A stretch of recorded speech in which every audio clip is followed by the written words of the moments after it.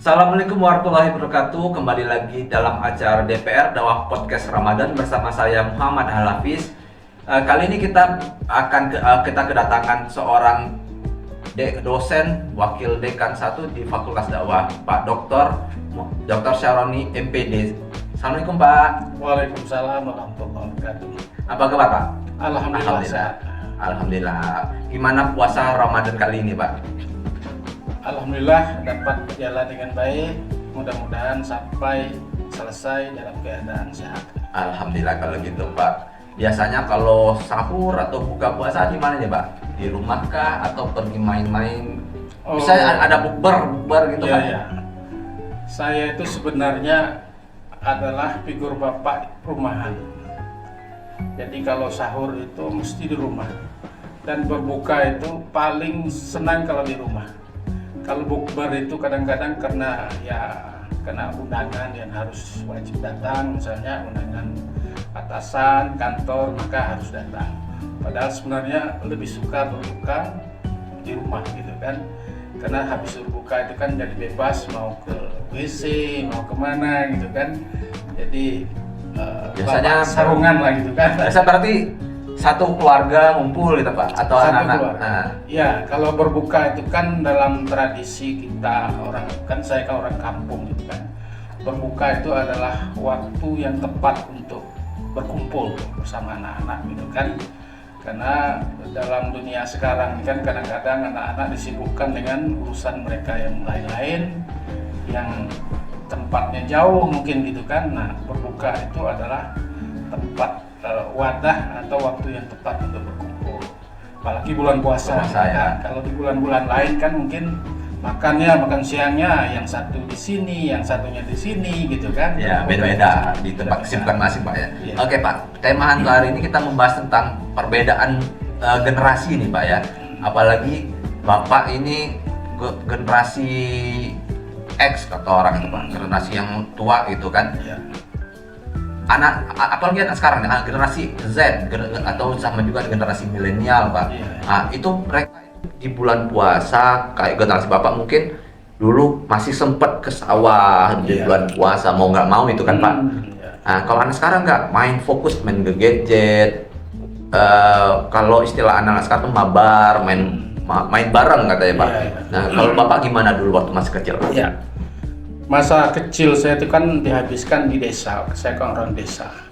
Jadi sebagai anak laki-laki itu kan harus membantu keluarga, membantu orang tua gitu kan. Waktu kecil kelas 4, kelas 5 SD itu kan sudah diwajibkan membantu keluarga. Saya itu biasa gembala kerbau. Gembala kerbau. Jadi kerbau itu pada musim tanam padi, itu kan diikat. Maka kalau tidak nyabit kata orang sekarang, kita harus membawa kerbau itu ke tempat-tempat tertentu yang banyak rumputnya. Berarti Bapak yang bawa itu bersama teman-teman seumuran gitu kan, pagi-pagi berangkat gitu. Itu nyebrang sungai kadang-kadang itu. Jadi kerbaunya masuk ke sungai, kemudian kita duduk di punggungnya, punggung kerbau, nanti sampai di tempatnya itu, ya kita main-main lah dengan teman kan. Kadang-kadang kalau di pinggir sungai ya nyari apa yang bisa nyari ikan, kan. Kalau ada musim-musim buah-buahan, kadang cari-cari buah-buahan. Iya Pak, ya. Sampai tengah hari itu baru pulang. Iya Pak, ya. Baru pulang, nanti setelah sampai di rumah ya mungkin istirahat sebentar. Nah nanti dilanjutkan lagi main dengan kawan-kawan seumuran gitu kan. Nah kebiasaan di kampung itu zaman saya masih kecil itu ada namanya gasing, itu hampir hilang sekarang. Gasing Pak ya? Gasing itu. Kalau saya lihat di kampung saya pada saat ini tidak ada lagi anak-anak yang main gasing itu. Iya Pak, main permainan tradisional sekarang Pak ya. Jadi gasing itu menghabiskan waktu untuk menjelang puasa itu, menjelang berbuka itu kan. Permainan yang di sore hari setelah dari gembala tadi kerbau tadi Pak ya. Nah kemudian itu menjelang berbuka, menjelang maghrib itu ada namanya bedil bulu. Bulu itu kan bambu. Nah bambu itu besar Pak ya. Bambu besar itu dikasih minyak tanah. Nah nanti itu suaranya besar tuh, mana itu lomba itu. Siapa yang paling besar itu dilombakan. Itu dilakuin biasa kalau malam atau sore hari? Itu menjelang maghrib itu Menjelang sudah maghrib, mulai, ya? sudah mulai. Apalagi nanti setelah tarawih itu tambah ramai. Rame Pak ya. Jadi bersaut-sautan suara dari kampung ini, dari sudut ini, sudut kampung ini saling bersahutan.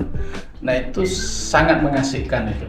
Nah walaupun kadang-kadang kalau tidak hati-hati bulu mata kita itu bisa Oh kena iya, kena percikan apinya Pak ya. apinya itu kan. Karena bulu matanya sampai Nah, gitu Pak ya. habis bulu mata sebelah kan nanti ketika dilihat orang tuh kenapa tuh kena marah gitu kan, hati-hati gitu ya kan. Tapi masih juga Pak ya.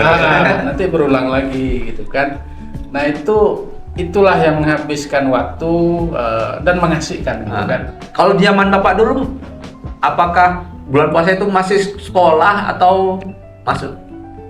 Oh tidak, jadi zaman itu begitu masuk puasa itu libur Libur. semua. Sekolah Enak gitu, ditutup Pak ya? semua. Enak, jadi fokus puasa gitu, Puasa. tidak ada. Berarti selama 30 hari full Iya. lebih itu mungkin Pak ya, lebaran itu libur ya Pak? Libur. Jadi kebijakan pemerintah kan saya ingat pada saat itu memang libur gitu. Jadi aktivitas sekolah itu libur. Tidak ada kegiatan sekolah sampai beberapa hari setelah lebaran itu baru mulai sekolah lagi. Nah, mungkin sudah berbeda dengan Oh sekarang. iya. Kalau anak-anak sekarang ini wajib masuk ke sekolah gitu Pak. Iya. Cuman dikasih libur 2 hari 3 hari di awal puasa, nanti seminggu setelah lebaran tuh Pak. Tetapi kalau di zaman Bapak tetap ini ya Pak ya. Walaupun nggak sekolah tetap pergi ke sawah. Tetap. Kalau anak sekarang nggak Pak. Ke sekolah tetap aja ngantuk gitu Pak. Iya. Tetap aja ngantuk gitu Iya. Pak. Jadi ada perbedaan nggak gitu Pak ya? Ya sangat berbeda lah dengan sekarang kan. Kalau dulu ya mungkin sekarang anak pakai gadget ya. Iya Pak. Kalau kami dulu tidak ketemu itu. Tapi kami generasi yang paling beruntung sebenarnya ini. Kami menyaksikan dulu mungkin kan ada gasing. Sekarang Anda tidak tahu lagi dengan gasing, anak muda tidak tahu lagi. Mungkin dulu tidak ada mesin ketik. Sekarang tidak. Oh iya, sekarang udah hilang yang Jadi mesin ketik. makanya yang seumuran 50-an tahun ke atas ini kan orang bilang kan generasi emas. Iya. Generasi yang menyaksikan perubahan-perubahan, tahapan-tahapan perubahan itu kan. Nah sekarang yang seumur-umuran mahasiswa-mahasiswi sekarang mungkin banyak yang tidak tahu gasing itu Tidak tahu Pak. dan tidak tahu bedil buluh itu, tidak tahu karena sekarang juga di kampung-kampung di tempat saya lihat juga tidak ada lagi. Ya. Jadi sudah berubah, permainan itu sudah berubah. Permainan yang untuk menggerakkan tubuh lebih banyak duduk main HP Pak ya. Duduk main HP. Kalau dulu kita ngambil bambu itu kan jauh gitu. Jauh nanti kita pergi kompoi-kompoi dengan kawan gitu kan. Nanti dipikul bersama-sama. Padahal itu masih kecil lah kalau ukuran sekarang kelas 4 atau 5 SD itu untuk ukuran sekarang masih anak mama sekali gitu kan. Iya, Pak. Ya. Anak papa, anak mama sekali. Tapi kalau zaman saya itu dalam kelas 4 SD, kelas 5 SD itu sudah banyak hal-hal yang dilakukan secara mandiri gitu kan. Ya. Ikut orang tuanya ke sawah, ke sawah, gitu jualan ya. kalau yang punya Dagang toko ya. dagang gitu kan. Tapi pada intinya anak laki-laki itu zaman itu memang menjadi seperti mau dibilang tulang punggung tidak. Tapi kalau anak laki-laki, apalagi kalau satu-satunya itu menjadi tumpuan harapan orang tua untuk menjadi bemper lah kan, bemper setelah orang tua. Bapak dulu kuliah di mana Pak? Saya S1 dulu di Fakultas Usuluddin jurusan dakwah, yang sekarang menjadi Fakultas Dakwah. Oh, berarti dulu Bapak kuliah itu dari kampung itu biaya sendiri atau gimana Pak? Nah ini kalau mau cerita ini bisa beberapa episode. Saya ini lahir dari keluarga tidak mampu, tapi punya mimpi yang tinggi gitu kan. Punya mimpi yang tinggi. Cuma modal mimpi Pak ya? Modal mimpi. Orang tua saya saja cuma tamat MTS gitu kan. Tapi bagaimana saya bisa sampai lebih dari itu gitu kan. Maka oleh sebab itu saya berjuang. Kebetulan awal ke Jambi itu tahun 81 itu. Wah, Bapak ya. 81 mungkin generasi Z sekarang banyak belum lahir gitu Belum lahir kan? Pak. Belum lahir. Orang tuanya baru ketemu Pak. Nah, baru mulai PDKT malahan orang tuanya. Nah, saya kemudian ikut paman. Setelah paman hijrah ke Jakarta, saya menjadi mandiri gitu kan. Makanya saya bilang episodenya panjang sekali. Singkat ceritanya, saya kuliah dengan biaya sendiri. Waktu itu tahun 89 saya masuk kuliah itu. Tapi masih relatif murah lah biaya kuliah kalau dibandingkan dengan sekarang. SPP cuma 75.000 satu semester. Kemudian semester murah banget itu Pak. Masih murah ya. Murah banget. Sekarang beli kuota saja kadang bisa 100 ribu, lebih Pak. Lebih malah. Nah, sekarang kalau dulu kami bayar UKT, kalau sekarang namanya UKT itu 75.000. Kalau beli paket itu berapa giga lah dapat kan sekarang. Nah, tapi mencari uang sebanyak itu tidak gampang gitu kan. Tidak gampang. Makanya saya sendiri dengan bekerja sendiri. Kalau sekarang anak-anak pergi ke kampus itu jarang yang tidak pakai motor ya. Iya, wajib Pak. Kalau minimal numpang sama teman. Nah, kalau zaman saya kuliah dulu yang punya motor itu dosen pun tidak banyak punya motor, apalagi mahasiswa. Kalau dulu, masih ada yang pakai sepeda ontel gitu Pak? Jarang yang pakai sepeda, yang banyak itu jalan kaki. Jalan kaki Pak ya. Jalan kaki. Bayangkanlah kalau saya pernah tinggal di lorong Gotong Royong, itu ke kampus IAIN dulu ya, di Telana ya. Telana itu jalan kaki, dan itu rame pagi-pagi itu jalan kaki, rame gitu kan. Nanti pulangnya serempak. Nah nanti kalau pulang itu dari kuliah itu bawa tentengan lauk gitu kan, beli di kantin murah gitu kan, 3.000 4.000 sudah bisa makan untuk 2 kali makan. Nasinya masak sendiri. Terus kalau di perkuliahan Pak, perkuliahan itu kan macam-macam Pak ya. Kita harus muat tugas dari dosen itu banyak banget Pak. Nah itu dulu gimana Pak? Kalau anak sekarang itu kan mereka tinggal buka YouTube atau buka Google. Kalau nggak ngerti ya misalnya kita cari Google, nggak paham nih dengan apa yang dibahasakan dalam buku gitu kan, dalam tulisan, cari di YouTube. Nah kalau di zaman dulu gimana Pak? Apakah mencari referensinya ke perpustakaan atau gimana Pak? Iya, kalau dulu kan teknologi belum semaju sekarang kita harus ke perpustakaan. Wajib Pak ya? Wajib ke perpustakaan. Maka awal menjadi mahasiswa itu salah satu yang harus diurus cepat itu adalah kartu anggota perpustakaan agar bisa minjam. Nah minjam itu paling banyak 3 judul, 3 buku. Tidak boleh lebih dari itu. Kembalinya 1 minggu. Kalau tidak dikembali 1 minggu denda. Waktu itu dendanya masih murah, sehari 100 rupiah. Nah itu harus dicari di situ. Makanya kalau misalnya literatur Arab, kadang-kadang kita minta tolong dengan kawan yang bahasa Arab. Misalnya kalau mencari hadis ini kan misalnya ketemu di buku tapi tidak tahu nih kitab hadisnya dari mana. Maka kita harus cari kawan yang bisa menelusuri itu. Atau kalau dulu itu kebetulan ada salah seorang dosen di Fakultas Sudin waktu itu yang kemarin terakhir didakwah, itu namanya ada kitab Kamus Al-Mu'jam, itu mencari literatur hadis ini hadis dari kitab apa gitu kan. Oh iya. Jadi begitu rumitnya gitu kan. Nah kadang-kadang kalau kita minta tolong itu ya kalau dengan dosen kan kadang-kadang dia terima kasih saja gitu kan. Tapi kalau kawan yang berduit itu kadang-kadang ngasih rokok gitu kan. Nah, sambil itu Pak. Berarti harus ada kerjasama Pak ya? Iya. Kerjasama. Jadi ketika buat tugas ada kerjasama. Kalau sekarang kan mandiri pun bisa gitu Pak untuk membuat tugas dari dosen itu, tugas perkuliahan. Ya, jadi begini. Buat makalah itu kan harus ngutip gitu kan. Ya, betul, ngutip Pak. itu harus ketemu bukunya itu. Nah ketika itu tadi berhadapan dengan literatur Arab, kita harus berteman dengan kawan yang bisa bahasa Arab. Makanya kalau misalnya saya punya pengalaman dulu ketika mata kuliah fikih, nah itu harus mengutip kitab kuning gitu kan. Ya. Maka saya cari kawan saya yang alumni pesantren. Nah, itulah ya caranya gitu kan. Oke, kalau menurut Bapak, kalau sekarang ini kan Bapak juga dari dosen nih Pak. Nah, sekarang teknologi makin berkembang gitu Pak. Apalagi anak-anak sekarang sudah pintar-pintar nih Pak. Menurut Bapak bagaimana Pak? Dengan teknologi sekarang, apakah bikin kita manja atau gimana Pak? Ya, teknologi ini secara filosofis kan tujuannya adalah untuk memudahkan urusan manusia. Kenapa tidak mudah? Ya, dengan kehadiran teknologi kita semakin gampang dalam bekerja. Contohnya saja, kalau dulu kita kalau berkirim surat harus nulis dulu kemudian dikirim lewat pos.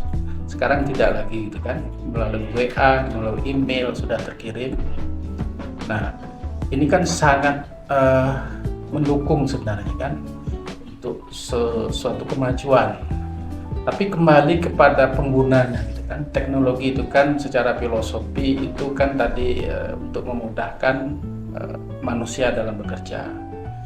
Nah, kalau dari sisi kalau dari sudut pandangnya positif dimanfaatkan untuk yang baik, tentu teknologi itu sangat diperlukan. Ya Pak. Tapi ada juga yang pemanfaatan yang tidak baik kan tidak. Apalagi Bapak sekarang berasal dari prodi jurusan ini Pak ya, dakwah dulu Pak ya. Iya. Dan dakwah. Teknologi yang dimanfaatkan sekarang nih Pak, apakah anak-anak sekarang itu lebih peka nggak Pak untuk melakukan berdakwah gitu? Pada dasarnya sekarang kan karena kehadiran teknologi ini, dakwah itu kan harus mengikuti perkembangan teknologi. Betul Pak, kan? betul. Nah, kalau dakwah tidak mengikuti atau tidak memanfaatkan media teknologi yang semakin maju kan bisa tidak diminati lagi gitu kan. Jadi dakwah itu harus dikemas dengan menggunakan teknologi komunikasi yang semakin berkembang sekarang. Nah, seorang dai semestinya bisa memanfaatkan itu karena sasaran dakwah itu kan segmen itu kan, apalagi sekarang segmen kan lebih banyak diarahkan kepada anak muda. Iya betul Pak. Nah, anak muda itu sekarang Lebih milenial targetnya Pak ya. Milenial itu lebih akrab dengan teknologi komunikasi, dengan gadget segala macam. Maka dakwah itu harus mengikuti itu, harus memanfaatkan kehadiran teknologi itu. Misalnya kalau dulu kan dakwah itu ngumpul orang banyak-banyak, Ya. itu tetap juga gitu Tetap. kan, segmennya Beda Pak ya. Apalagi kalau sekarang itu kan orang live, terus misalnya orang berdakwah live itu ngumpul Pak ya. Iya. Ngumpul untuk itu termasuk juga pengembangan dakwah, tetap ada berkumpul untuk dalam berdakwah gitu Pak ya. Iya. Apalagi kalau misalnya di grup WhatsApp sekarang tuh saya lihat-lihat di grup WhatsApp itu orang tua sering ngirim gitu Pak. Ya itulah pemanfaatan teknologi itu kan juga harus dimaksimalkan. Misalnya sederhana saja gitu kan, ada orang ngirim ini menghadapi bulan suci Ramadan gitu kan, marhaban di Ramadan lewat WhatsApp gitu kan, lewat IG segala macam gitu kan. Dan itu saya rasa lebih efektif, lebih dapat menyesuaikan lah gitu kan. Iya Pak. Dan bisa diikuti gitu kan, sesuai dengan apa yang dimiliki oleh sebagian generasi muda sekarang kan lebih yang dicarinya itu, sesuatu yang dicari itu selalu di media sosial ya Pak. kan. Buat tugas juga di media sosial, mencari wawasan di media sosial. Ya.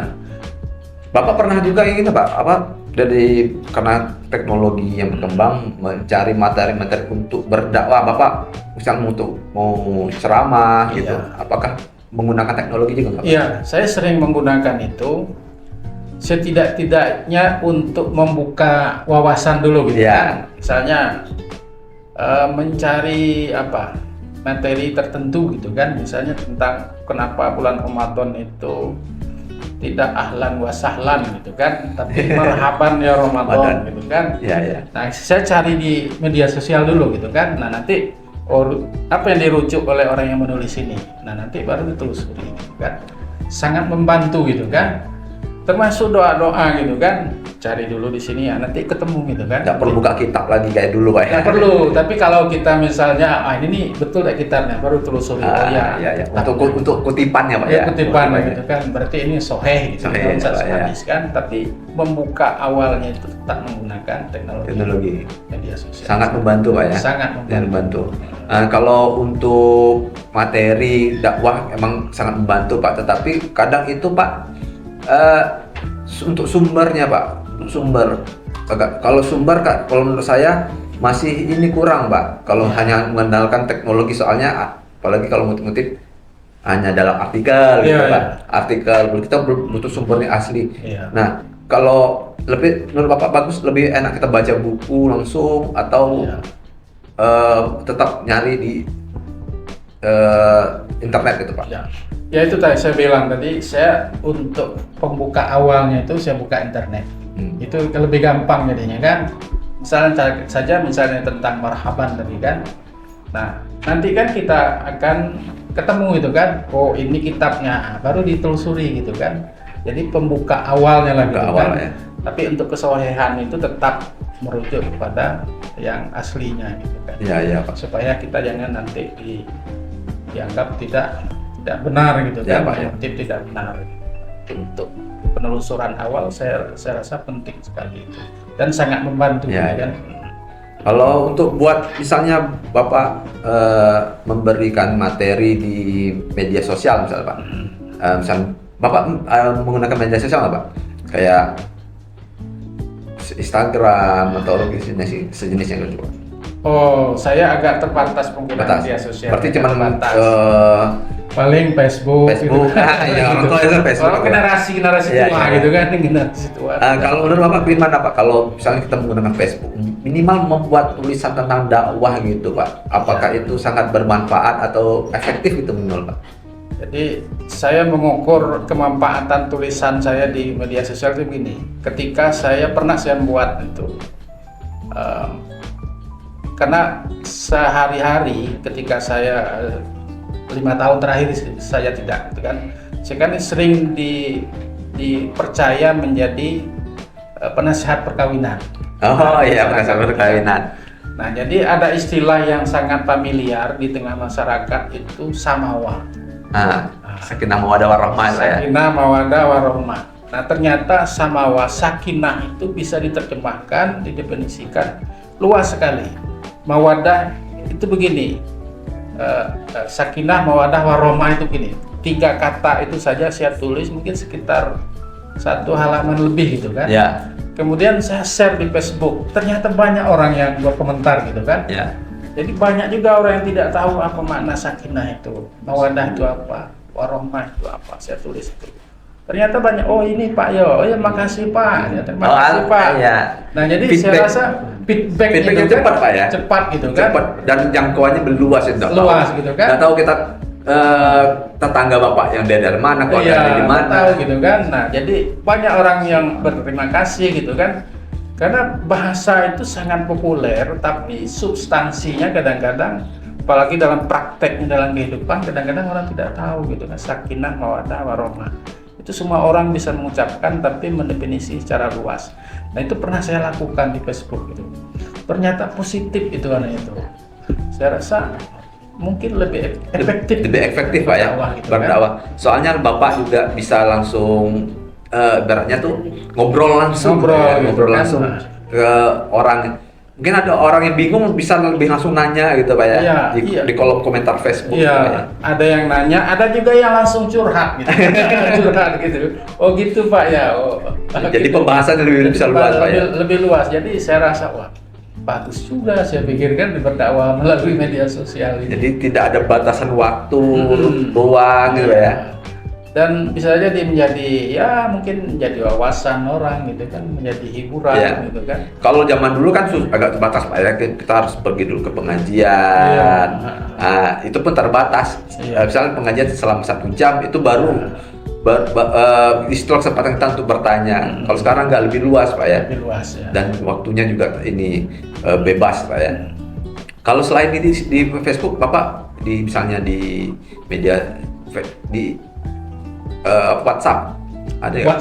WhatsApp. Nah, saya juga sering kadang-kadang saya sebenarnya lebih tepat itu pengamat di WhatsApp itu, tidak begitu aktif gitu kan. Termasuk WhatsApp di UIN saja lebih banyak mengamati.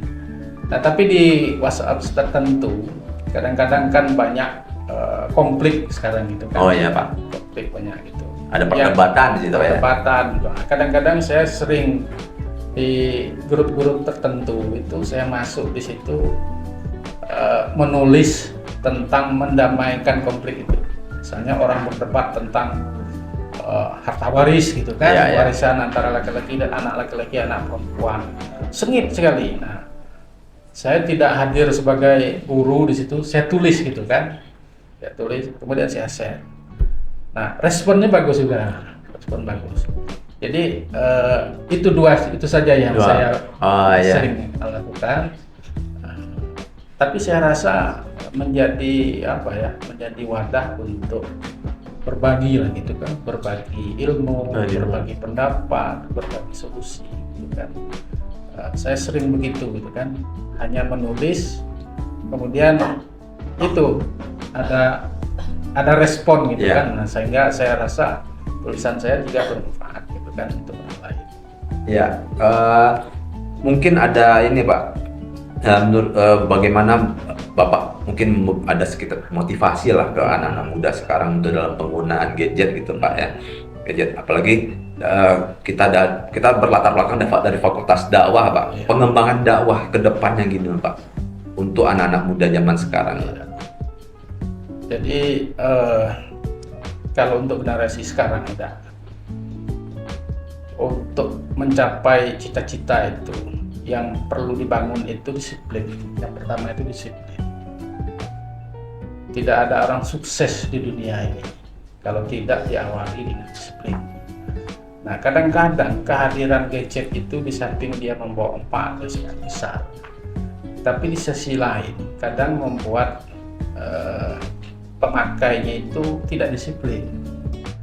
Misal, kalau sudah membaca sesuatu atau mengamati sesuatu di media sosial yang hadir melalui gadget itu bisa tidak membuat orang tidak disiplin gitu kan. Iya Pak.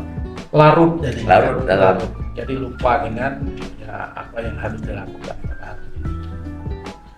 Nah, bisa saja itu sampai larut malam gitu kan, sehingga paginya susah bangun, sehingga kuliahnya lambat masuk gitu kan, terlambat datang. Nah, itu yang aspek dampak negatifnya itu. Nah, oleh sebab itu silakan ya, kita tidak bisa tidak menggunakan gadget pada hari ini. Betul Pak, betul. Ketika kita bangun pagi, yang kita lihat itu gadget. Gitu. Ya Pak. Tapi tentu yang kita lihat itu hal-hal penting yang ada pada pagi itu gitu kan. Tapi tidak boleh merupakan disiplin itu.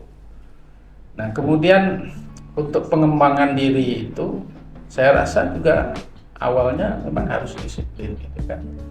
Kemudian harus bisa menyesuaikan dengan perubahan yang terjadi.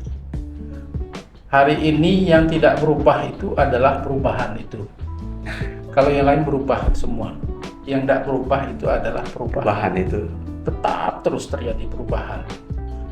Dulu yang ada dulu, hari ini mungkin tidak ada lagi. Tukang pos dulu ada, rame, sekarang tidak ada lagi. Oh ya. Suatu pekerjaan, profesi dulu mungkin sesuatu yang dianggap hina, tapi sekarang menjadi profesi mata pencarian yang mentereng. Contoh, dulu yang nyuci pakaian ke rumah-rumah itu bibit-bibit tukang cuci. Oh ya, masih ada tukang cuci Pak ya? Tukang cuci. Sekarang enggak. Sekarang hadir laundry. Nah, itu kan laundry itu kan tukang cuci sebenarnya kan? Kita yang ke laundry bukan? Nah, kita ke laundry, ya laundry itu kan sebenarnya tempat mencuci pakaian orang gitu kan. Nah, itu kan perubahan itu kan. Nah, oleh sebab itu kita harus bisa menyesuaikan dengan perubahan itu. Kita harus bisa menyesuaikan, apalagi orang dakwah. Orang dakwah itu mengajak. Mengajak itu dia harus duluan. Ayo mandi, dia harus mandi dulu. Jangan mengajak orang mandi, awak dia tidak mandi. Jadi ayo berbuat baik, kita sendiri tidak berbuat baik. ayo sholat ke masjid. Kita sendiri tidak sholat ke masjid. Nah, oleh sebab itu dia harus terdepan juga gitu kan. Dakwah itu harus terdepan. Karena dia membawa kan, orang bawa itu harus di depan. Kalau sebagai contoh dulu sebagai contoh dulu. Kalau di belakang itu pendorong namanya itu. Mendorong kan belakang, kalau ngajak harus di depan. Nah, sesuatu yang diajaknya itu dia harus duluan mengerjakannya. Nah, kemudian orang dakwah itu harus bisa penyesuaian, karena ada perubahan tadi kan, kita harus bisa menyesuaikan. Dulu dakwah itu ke masjid, ke musola dan lain-lain, maka kita sekarang harus bisa menyesuaikan diri dengan perkembangan teknologi, perkembangan dinamika masyarakat. Susah ngajak anak-anak muda ke masjid sekarang untuk dengar dakwah. Ya, betul Pak ya. Mau berdakwah di hadapan anak-anak muda, maka hadirlah dakwah melalui media sosial. Dan temanya juga sesuaikan. Temanya ya. juga harus disesuaikan. Jangan cerita tentang surga dan neraka terus. Itu menakutkan gitu kan. Ya. Baru lana tamat kuliah, lana masuk neraka Ya, kan. Nah, takut jadinya kan, maka harus disesuaikan dengan tema-tema zaman ya. kan.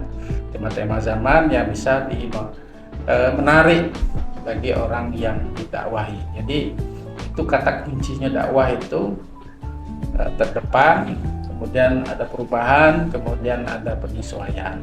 Oke, terima kasih kalau gitu Pak. Jadi intinya media sosial, gadget atau kemajuan zaman saat ini kayak pisau bermata dua. Ya. Pisau bermata dua. Ya. Bisa membantu kita dan juga menyusahkan kita. Ya. Oke, terima kasih Pak Syahroni telah datang ke podcast kita DPR Dakwah Podcast Ramadan. Saya Hafiz. Saya akhiri bila taufiq wal hidayah. Assalamualaikum warahmatullahi wabarakatuh. Waalaikumsalam warahmatullahi wabarakatuh.